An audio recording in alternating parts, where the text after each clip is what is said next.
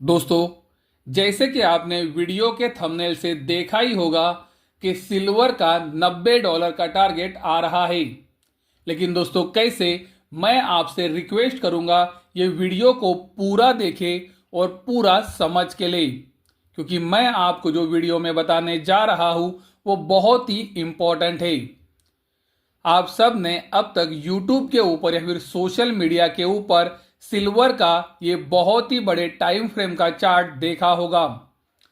बहुत सारे एनालिस्ट इसे मदर ऑफ ऑल पैटर्न या फिर फादर ऑफ ऑल पैटर्न बोलते हैं, और वो उनकी जगह पर सही भी है, क्योंकि सिल्वर के बड़े टाइम फ्रेम के ऊपर 45 साल का एक बहुत ही बड़ा कप एंड हैंडल पैटर्न बनने जा रहा है। दोस्तों, याद रखें, ये पैटर्न अभी भी कंप्लीट नहीं हुआ है। ये पैटर्न को अगर कंप्लीट होना है तो सिल्वर को कम से कम $48 तक ऊपर आना पड़ेगा। अगर सिल्वर $48 तक ऊपर आता है तो ये बहुत ही बड़ा curve and handle pattern complete हो सकता है। वीडियो के अंदर अभी आप ये कर्व एंड हैंडल पैटर्न को बनते हुए क्लियरली देख सकते हो। दोस्तों, मैं फिर से एक बार कहता हूं कि ये पैटर्न अभी भी कंप्लीट नहीं है। अगर सिल्वर $48 तक ऊपर आता है तो ही ये 45 साल का कर्व एंड हैंडल पैटर्न पूरा हो सकता है, क्योंकि 1980 के अंदर सिल्वर ने जो हाई बनाया था वो अभी तक टूटा नहीं है, यानी कि इसके ऊपर ब्रेकआउट नहीं आया है। 2011 के अंदर सिल्वर ने ये लेवल को तोड़ने की कोशिश जरूर की थी, लेकिन सिल्वर ये लेवल के ऊपर सस्टेन नहीं कर पाया और वहां से सिल्वर के अंदर एक बड़ी गिरावट आई। सिल्वर अभी काम कर रहा है $30 के पास, यानी कि यहां से और $18 की तेजी बनना जरूरी है अगर ये कर्व एंड हैंडल पैटर्न पूरा होना है। और दोस्तों, $18 की तेजी मतलब छोटी तेजी बिल्कुल भी नहीं है। सिल्वर को यहां से 60% ऊपर जाना पड़ेगा अगर ये पैटर्न को कंप्लीट होना है, और उसके बाद ही ये curve and handle pattern complete होगा। सिल्वर आने वाले समय में ये पैटर्न को जब भी कंप्लीट करेगा, पॉसिबिलिटीज बनेंगी कि सिल्वर $92 तक ऊपर जा सकता है, क्योंकि ये पैटर्न का टारगेट ही $92 का है। लेकिन दोस्तों, सबसे महत्वपूर्ण बात यही है कि सिल्वर को ये पैटर्न कंप्लीट करने के लिए $48 तक यहां से ऊपर जाना है, जो कि अभी के लेवल से 60% की रैली है, जो कि एक बहुत ही बड़ी रैली है। तो अगर सिल्वर $48 तक ऊपर आता है तो ही ये पैटर्न कंप्लीट हो सकता है। दोस्तों, सक्सेसफुल होगा कि नहीं वो अलग बात है, लेकिन ये पैटर्न को कंप्लीट करने के लिए सिल्वर को यहां से 60% और ऊपर जाना पड़ेगा। इससे पहले कि सब्सक्राइबर्स हमें पूछे क्या अगर सिल्वर के अंदर इतनी बड़ी तेजी बननी है तो क्या हम सिल्वर के अंदर अभी से इन्वेस्ट करना शुरू करें, चलो एक बार 2002 से 2011 के बीच में जो सिल्वर का सबसे बड़ा बुल मार्केट आया था उसे एक बार स्टडी करते हैं और पता करते हैं कि सिल्वर ने वो बुल मार्केट के अंदर किस तरह से काम किया था। सिल्वर के अंदर 2002 से 2011 के बीच में एक बहुत ही बड़ी तेजी बनी। ये तेजी के अंदर आप देख सकते हो सिल्वर 1100% तक ऊपर गया था। लेकिन दोस्तों, क्या ये तेजी जो सिल्वर के अंदर बनी सभी लोग पकड़ पाए होंगे? चलो एक बार 2002 से 2011 का चार्ट देखते हैं और पता करते हैं कि सिल्वर ने हर साल किस तरह से काम किया था। जैसे कि आप वीडियो के अंदर देख सकते हो, दिसंबर 2001 के समय सिल्वर में बॉटम बना और वहां से सिल्वर के अंदर एक बहुत ही अच्छी तेजी भी बनी। लेकिन 2002 की शुरुआत में ही सिल्वर के अंदर 13% की एक बड़ी गिरावट आई। ये गिरावट जब खत्म हुई, धीरे धीरे सिल्वर ने इसे रिकवर किया और आप देख सकते हो जून के बाद अक्टूबर 2002 तक सिल्वर में फिर से एक बार 18% की एक बड़ी गिरावट आई। और अगर आप पूरे 2002 का साल देखो तो आपको पता चलेगा कि सिल्वर के अंदर लगभग कंसोलिडेशन ही हुआ था। 2003 की शुरुआत में आप देख सकते हो सिल्वर के अंदर 13% की एक बड़ी गिरावट आई। उसके बाद सिल्वर रिकवर किया और सिल्वर के अंदर फिर से एक बार 10% की एक बड़ी गिरावट आई। सिल्वर के अंदर उसके बाद तेजी बनी और सिल्वर के अंदर सितंबर और अक्टूबर महीने के अंदर फिर से एक बार 12% की बड़ी गिरावट आई। और उसके बाद सिल्वर के अंदर एक अच्छी रैली की शुरुआत हुई।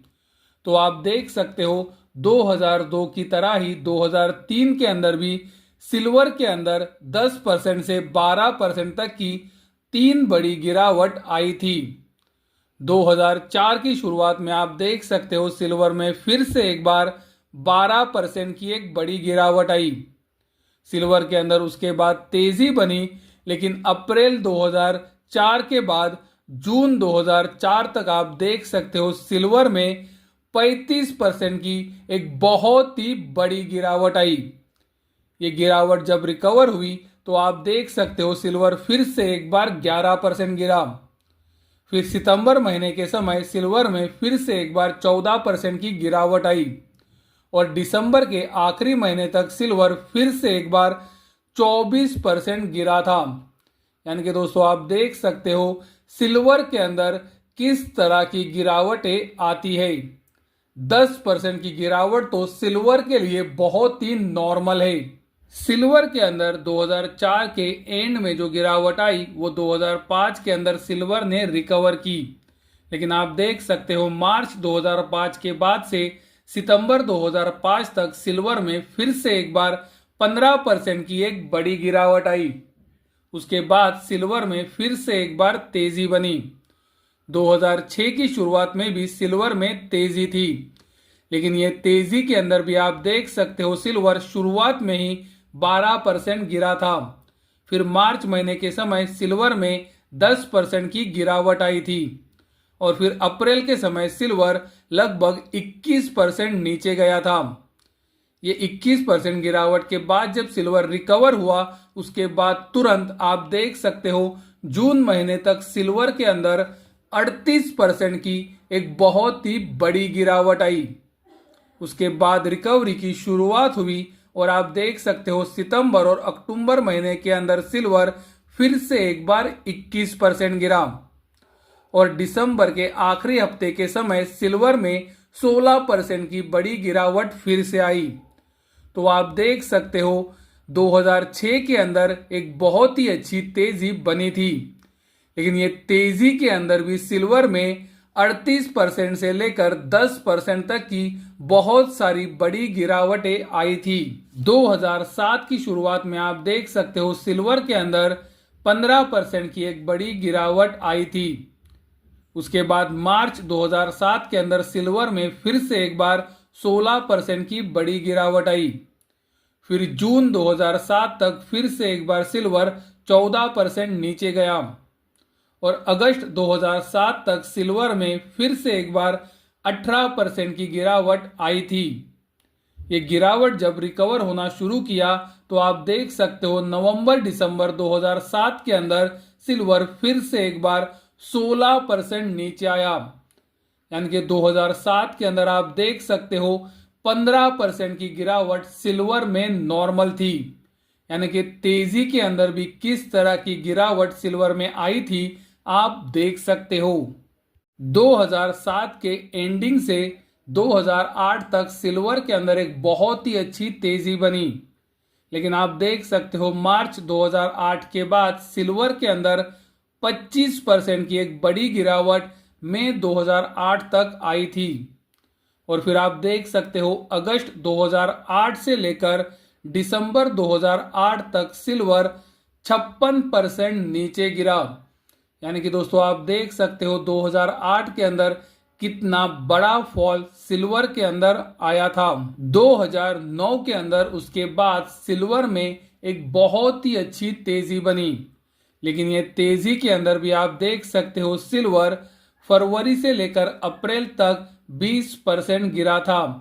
फिर जून से लेके अगस्त तक 23% गिरा था और फिर अक्टूबर से लेकर नवंबर तक सिल्वर के अंदर 15% की बड़ी गिरावट आई थी। तो दोस्तों आप देख सकते हो सिल्वर की तेजी के अंदर भी 20 से 15% की गिरावट आना एक नॉर्मल बात है। 2010 की शुरुआत में आप देख सकते हो सिल्वर फिर से एक बार 25% गिरा और मई से लेकर अगस्त तक सिल्वर में फिर से एक बार 15% की गिरावट आई थी और ये गिरावट के बाद सिल्वर बहुत बड़ी तेजी में आया। तो 2010 के अंदर भी आप देख सकते हो सिल्वर में 25% और 15% की दो गिरावटें आई थी और जब ये गिरावट खत्म हुई उसके बाद एक्चुअल में सबसे बड़ी तेजी सिल्वर के अंदर बनी थी और 2011 में फिर सिल्वर के अंदर टॉप लग गया। दोस्तों ये वीडियो बनाने का मेरा मकसद ये बिल्कुल भी नहीं है कि आपको सिल्वर का $92 का टारगेट देना या फिर आपको सिल्वर के अंदर बहुत बड़ी तेजी में लाना। मैं आपको ये वीडियो से सिर्फ इतना बताना चाहता हूँ कि सिल्वर के अंदर जो मदर ऑफ ऑल पैटर्न या फिर फादर ऑफ ऑल पैटर्न बताया जा रहा है वो अभी भी कंप्लीट नहीं है। अगर सिल्वर को ये पैटर्न को कंप्लीट करना है तो अभी के लेवल से 60% ऊपर जाना पड़ेगा, यानी कि अभी के लेवल से सिल्वर के अंदर 60% की तेजी और बननी चाहिए जब ये पैटर्न कंप्लीट होगा। ये पैटर्न कंप्लीट होने के बाद ही दोस्तों पॉसिबिलिटीज बढ़ेंगी कि सिल्वर $92 तक भी ऊपर जा सकता है।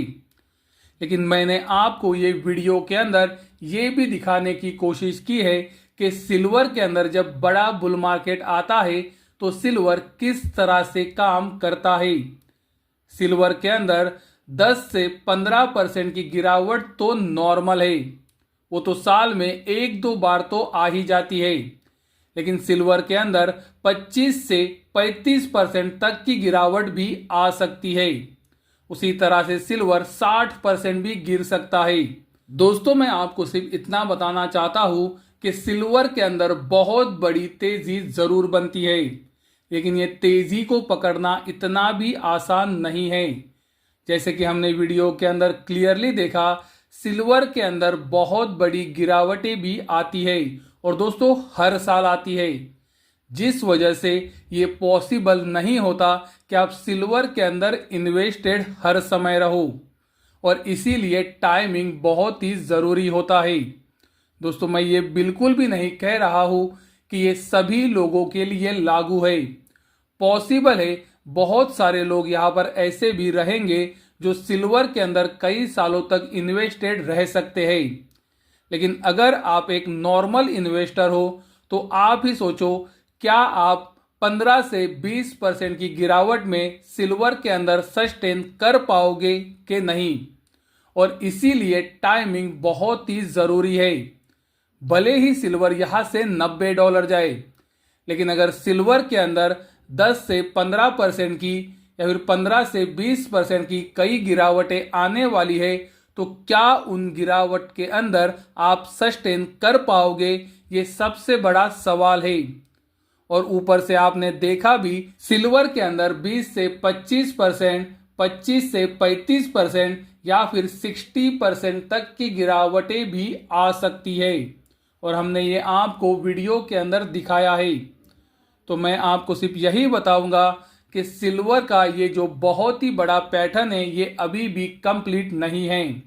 अगर इसे कंप्लीट होना है तो यहाँ से भी सिल्वर के अंदर 60% की एक बड़ी तेजी बनना जरूरी है और उसके बाद ही ये डिसाइड होगा कि सिल्वर के अंदर कर्व एंड हैंडल पैटर्न बनेगा कि नहीं, और उसके ब्रेकआउट के बाद ये डिसाइड होगा कि सिल्वर 92 तक ऊपर जाएगा कि नहीं। लेकिन दोस्तों उससे पहले सिल्वर में कितनी गिरावटें आएंगी ये तो हमें नहीं पता है और मुझे लगता है एक नॉर्मल इन्वेस्टर्स को इसीलिए टाइमिंग के ऊपर फोकस करना चाहिए, क्योंकि ज़्यादातर लोग जो सिल्वर के अंदर इन्वेस्ट करते हैं वो 15 से 20% की गिरावट के अंदर सस्टेन नहीं कर पाते। और दोस्तों ये मैं नहीं बोल रहा हूँ, जो पब्लिकली डेटा अवेलेबल है वहाँ से ही मैं ये आपको बता रहा हूँ, क्योंकि 15 से 20% की गिरावट अपनी इन्वेस्टमेंट के ऊपर आना और उसे सस्टेन करना, ये सब लोगों के लिए पॉसिबल नहीं है। और इसीलिए मैंने आपसे कहा कि सिल्वर अगर $92 तक भी ऊपर जाने वाला है तो ये तेजी उतनी सीधी नहीं रहेगी। ये तेजी के अंदर बहुत सारी गिरावटें आने वाली है। और आपने 2002 से 2011 का बुल मार्केट देखा है, जहां पर कितनी सारी गिरावटें सिल्वर के अंदर आई थी। दोस्तों, मैं आपको ये 2020 से जो बुल मार्केट शुरू हुआ है उसका भी चार्ट दिखाना चाहूँगा। आप देख सकते हो 2020 से 2021 तक सिल्वर एक अच्छी तेजी में ऊपर आया, लेकिन दोस्तों उसके बाद क्या, आप देख सकते हो सिल्वर के अंदर किस तरह की गिरावटें आई है। 27% से लेके 21%, 25% से लेके 16%, 35% से लेके 26%। आप दोस्तों ये चार्ट के ऊपर क्लियरली देख सकते हो सिल्वर के अंदर जो $11 से $35 तक तेजी बनी है, ये तेजी के अंदर कितनी सारी गिरावटें हैं। और 2021 के बाद तो सिल्वर आज भी साइडवेज मार्केट में काम कर रहा है। सिल्वर अभी भी 2020 के समय या फिर 2021 के समय जो हाई बना था उसके ऊपर नहीं है, सिल्वर उसके नीचे काम कर रहा है। और दोस्तों इसीलिए मैं कहता हूं कि ये इन्वेस्टमेंट इतनी आसान चीज नहीं है। सिल्वर भले $92 जाए, लेकिन क्या आप वो समय तक ये तेजी में टिक पाओगे? और इसीलिए टाइमिंग सबसे महत्वपूर्ण है।